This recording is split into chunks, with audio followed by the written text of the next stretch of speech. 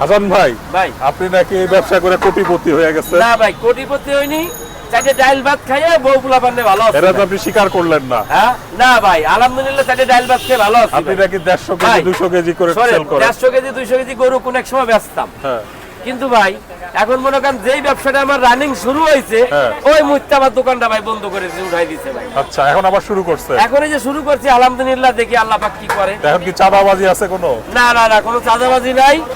এখন আমরা ব্যবসাটা খুব আরামে করতেছি, নিশ্চিন্তে করতে পারতেছেন? নিশ্চিন্তায়। মানে কেউ এসে বলতেছে না যে ভাই 5টা টাকা দেন, 5টা খাবার দেন, ওরকম কোনো অপশন নাই ভাই। আচ্ছা, তো আপনার এই দোকান কোথায় এখন? আমার দোকান স্টেডিয়ামের পাশে, একবারে পাশে।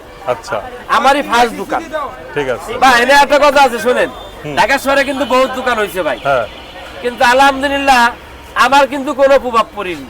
যাক আলহামদুলিল্লাহ। আপনি দেখেন আমার দোকানে এখনো যে কাস্টমার আছে, হ্যাঁ। ওই সব কয় দোকান মিলে, ওই পার আর এই পার মিলে ধ্যান দেয় যদি কাস্টমার আছে কিনা। আচ্ছা।